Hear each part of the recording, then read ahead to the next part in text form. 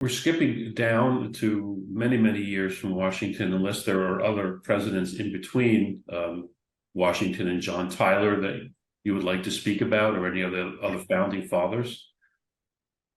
No, again, one of the interesting things about the founding fathers is, there are kind of three major things in their head. One is the Bible, two is the Pilgrim experience, and three is the Greco-Roman experience. And the Greco-Roman experience, we often emphasize how it taught them about democracy, but also made them fear decline and ruin. But the Pilgrim experience also, what did the Pilgrims call themselves? They were establishing the New Jerusalem.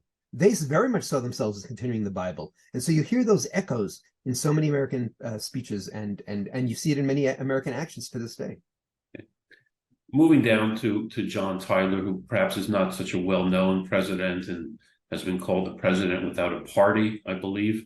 What was the source of John Tyler's positive views towards Jewish immigrants and recognition, quoting as saying, the promise that is made of his restoration to the Holy Land? Well, that sense of restoration is, again, that analogy. And it also goes back to, he had an Episcopal background.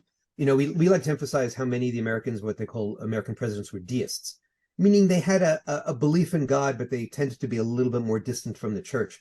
John Tyler was closer to his church. He had Southern roots, and so he was part of that whole establishment of the Southern plantation, the Southern slaveocracy, and the Southern church. And so for him, it was very much living through that analogy. But he also appointed an American consul to Palestine in 1844, and that also shows an understanding that there's something going on in the Holy Land.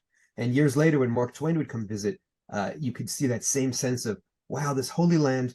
You can look at it from one perspective and you just see a bunch of dirt, but from another perspective you see possibility, and that continues to be the story of the Zionist Revolution and the American Revolution.